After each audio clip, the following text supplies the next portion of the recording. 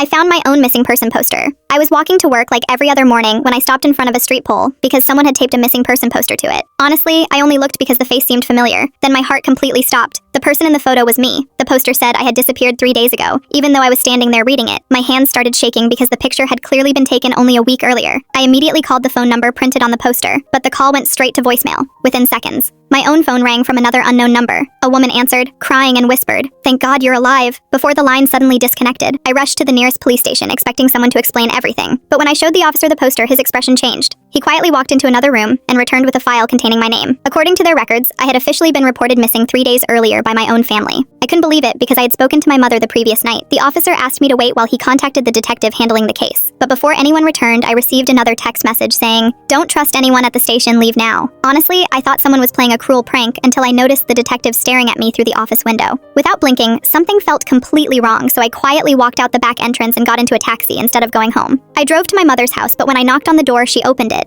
looked directly at me, and instantly burst into tears. She hugged me so tightly I could barely breathe. Then she whispered, "They told us you were dead." Confused, I asked who she was talking about before she could answer. Several black cars stopped outside the house. Men in dark suits stepped out, and one of them calmly said, "We finally found her." My mother grabbed my hand, pulled me through the back door, and we escaped into the woods behind the house while running. She finally admitted the truth. Years ago, I had witnessed something as a child that powerful people wanted, erased. They changed official records, watched my family for years. And when someone recently tried exposing the truth, they declared me missing before I could speak publicly. A month later, investigators arrested several officials connected to the case, and my name was finally cleared. One reporter asked how I felt after seeing my own missing person poster. I quietly smiled and said, "The strangest part wasn't seeing my face on the poster. It was realizing someone wanted the world to believe I had disappeared while I was still standing right in front of them."